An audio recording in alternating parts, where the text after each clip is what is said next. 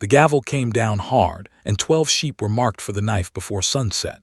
Elena Marsh stood at the back of the crowded pen, her heart pounding, watching men she had known her whole life turn away from animals nobody wanted to buy. The auctioneer called them worthless. The wool was too coarse, the color too uneven, the breed too strange for any mill in the county. Elena pushed through the crowd before she could stop herself and raised her hand. Every head turned. The Duke of Ashcombe, seated on his horse at the edge of the yard, looked down at her with faint amusement. She asked for the flock instead of watching them die. A ripple of laughter spread through the men around her. The Duke shrugged and said she was welcome to them, since they were headed for nothing but the butcher anyway. Papers were signed within the hour. Neighbors whispered that she had traded her good sense for a herd of failures. Her own cousin told her she would be feeding those sheep through winter for nothing. Elena said nothing back. She walked the 12 animals down the muddy road to her small patch of land, past homes where curtains twitched and voices dropped low the moment she passed. That night, she sat in her barn counting coins she did not have, wondering if she had just made the worst decision of her life. The wind rattled the loose boards above her head. One of the sheep, a stubborn ewe with a torn ear, pressed close to her side as if sensing her fear. Elena ran her hand along its back and felt something odd beneath her fingers. The wool was not rough at all. It was strange to look at, almost dull in the lamplight, but it was soft in a way she had never felt before. She frowned and pulled a small tuft loose to examine it closer. A single thought took root in her mind, refusing to let go. Everyone in the market had judged this flock by sight alone. Nobody had actually touched the wool. Elena spent the rest of the night moving from animal to animal, running her palms across their backs, growing more certain with every sheep that something important had been missed. She barely slept. By morning, frost covered the fields, and she still had no money, no feed reserves, and a flock that had cost her nothing but was already costing her sleep. Yet for the first time since the auction, she did not feel foolish. She felt like she had stumbled onto a secret that no one else had bothered to notice, and she intended to find out exactly what it meant before the winter took everything from her. The winter that followed tested every ounce of patience Elena had. Feed ran low twice, and she traded her mother's silver spoons for enough hay to keep the flock alive until spring. She learned each sheep by name and temper, staying up through freezing nights when the weakest ones needed watching. Word of her strange, new flock spread through the village, mostly as a joke. Farmers passing her fence would call out, asking if her worthless sheep had turned to gold yet. Elena kept her head down and kept working. When the first proper shearing came, she handled the wool herself instead of sending it straight to the usual buyers who had rejected the flock before. She noticed things a rushed merchant would never catch. The fiber held warmth without weight. It took color in a way that made simple dyes look rich and deep. She dyed a small batch herself using berries and bark, more out of curiosity than plan, and the result stopped her cold. The color did not fade or dull the way ordinary wool did. It seemed to hold light. A traveling weaver named Grace Whitfield passed through the village that spring, stopping to rest her cart near Elena's land. Elena, driven by nerves she could barely control, showed her a sample. Grace turned it over in her hands for a long moment, saying nothing, which frightened Elena more than any insult could have.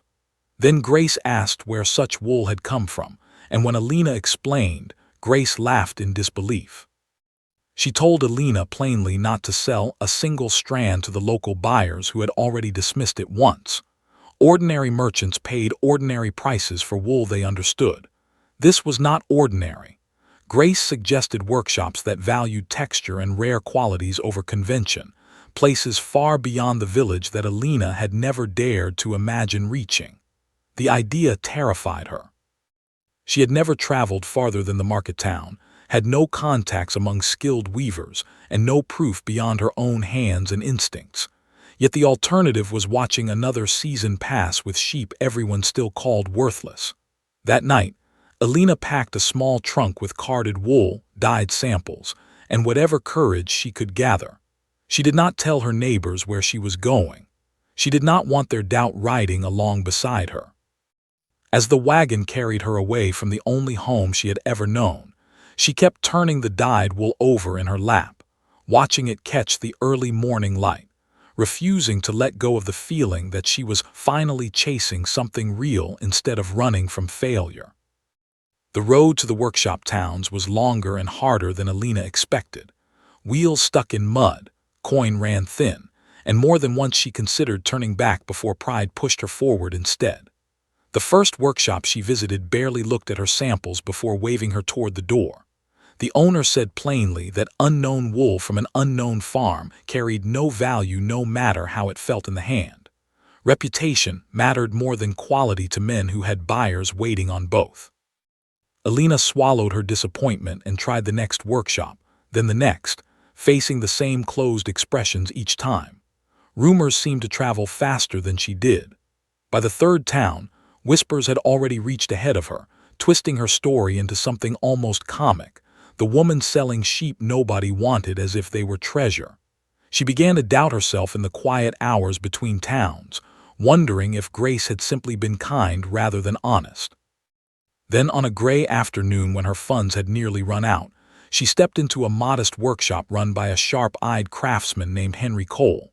He barely glanced up from his loom when she entered, clearly expecting another wasted visit.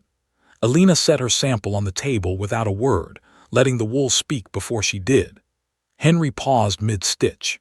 He picked up the fiber, rubbed it between his fingers, held it to the light streaming through the window, and said nothing for a long while.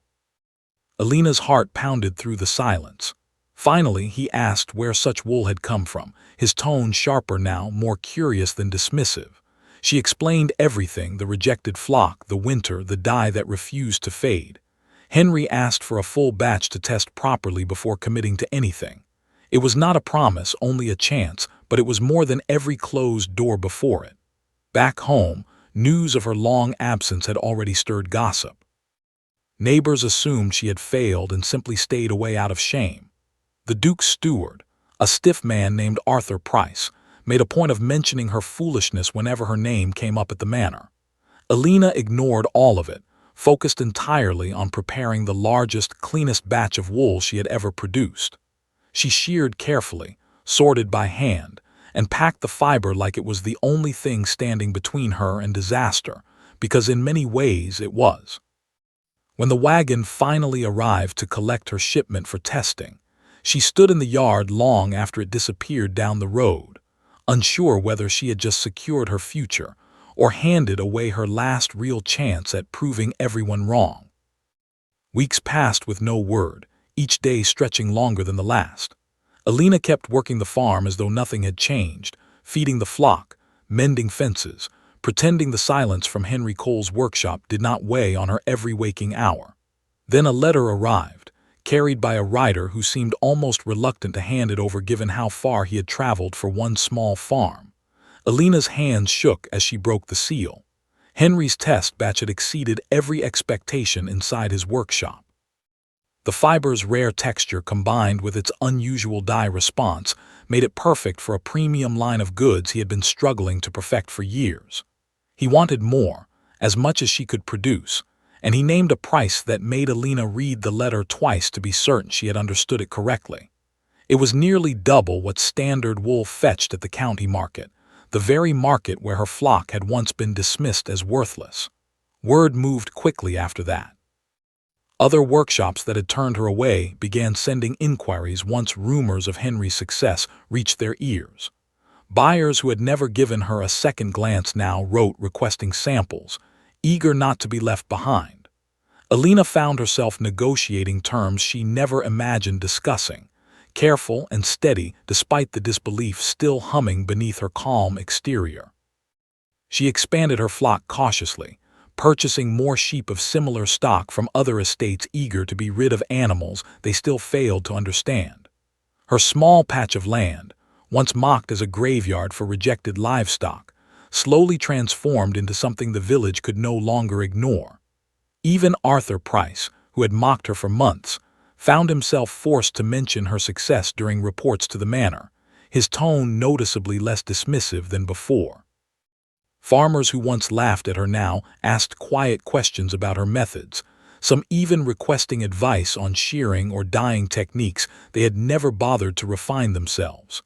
Alina answered honestly, without bitterness, though she never forgot who had doubted her and who had stood by her. Grace Whitfield sent a short note congratulating her, along with an offer to collaborate on a new dyeing process using techniques from her travels. Alina accepted immediately, seeing an opportunity to grow further rather than simply enjoy a single stroke of fortune. What had begun as an act of desperation at a public auction was quickly becoming the most talked-about transformation the county had witnessed in years, and Alina intended to make certain it did not end there. News eventually reached the manor itself, carried through the kind of gossip that no steward could fully control. The Duke of Ashcombe, who had barely thought of the rejected flock since the day he signed it away, found himself listening with genuine surprise as his household staff described a farmer selling wool at prices that rivaled his own estate's finest stock.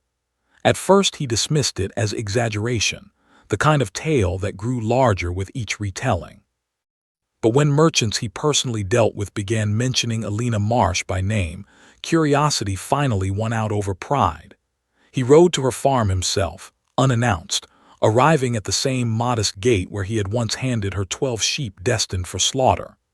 Alina stepped out to greet him, wiping wool dust from her hands, neither nervous nor triumphant, simply steady. The Duke looked around at the healthy flock grazing behind her, larger now than the original group he remembered, and asked plainly how a herd he had considered worthless had become the pride of the county. Alina explained everything without exaggeration: the frost-filled nights, the closed doors, the long road to Henry Cole's workshop, and the quiet discovery that value often hid where no one thought to look. The Duke listened closely, something shifting behind his expression as she spoke. He admitted, more honestly than she expected, that he had judged the flock the same way everyone else had, by appearance rather than substance. Before leaving, he offered to purchase future batches directly from her, a proposal that would have seemed impossible months earlier. Alina accepted calmly, understanding the shift in power between them without needing to say it aloud. As the Duke's horse disappeared down the road, neighbors who had gathered at a distance to watch the exchange slowly approached, their earlier mockery replaced with something closer to respect. Alina began training a handful of local girls in shearing and dyeing, passing along everything she had learned through trial and hardship. Her farm, once dismissed as a dumping ground for failed livestock, became known throughout the region as the source of the finest wool anyone had handled in years.